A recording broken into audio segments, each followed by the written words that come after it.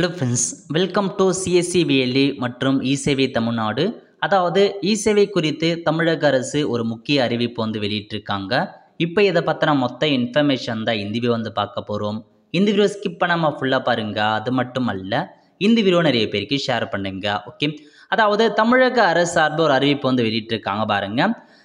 அதாவது 13/6/2024 வரைக்கும் 32,908 இ-சேவை சென்டர் பார்த்தா ப்ரெசண்ட்டாக தமிழகத்தில் இருக்குது அப்படின்றத பார்த்தா தமிழக அரசு அறிவிச்சிருக்காங்க. டோட்டலாக இது வரைக்கும் 32,908 இ-சேவை சென்டர் தமிழகம் முழுக்க பார்த்தா கொடுத்துருக்காங்க.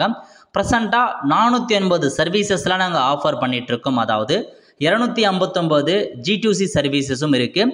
அதேமாரி பார்த்தா 150 B2C சர்வீஸும் இருக்குது அப்படின்றத சொல்லியிருக்காங்க. டோட்டலாக 450 சர்வீஸ் டோட்டலாக இருக்குது.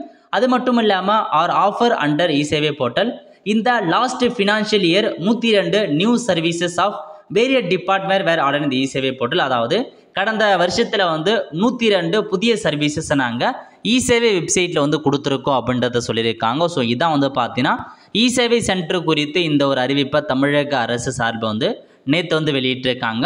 ஸோ இ-சேவை வச்சுருக்கோங்க பொதுமக்களாகிய நீங்களும் இதுக்கான இன்ஃபர்மேஷன் தெரிஞ்சு வச்சுக்கோங்க. ஆல் ஃப்ரெண்ட்ஸ், ஸோ இதான் உங்களுக்கான இன்ஃபர்மேஷன். கண்டிப்பாக இந்த வீடியோ பிடிச்ச லைக் பண்ணுங்கள். அது மட்டும் அல்ல, இந்த வீடியோ நிறைய பேருக்கு ஷேர் பண்ணுங்கள். அடுத்து ஒரு நிலையில சந்திப்போம். நன்றி, வணக்கம்.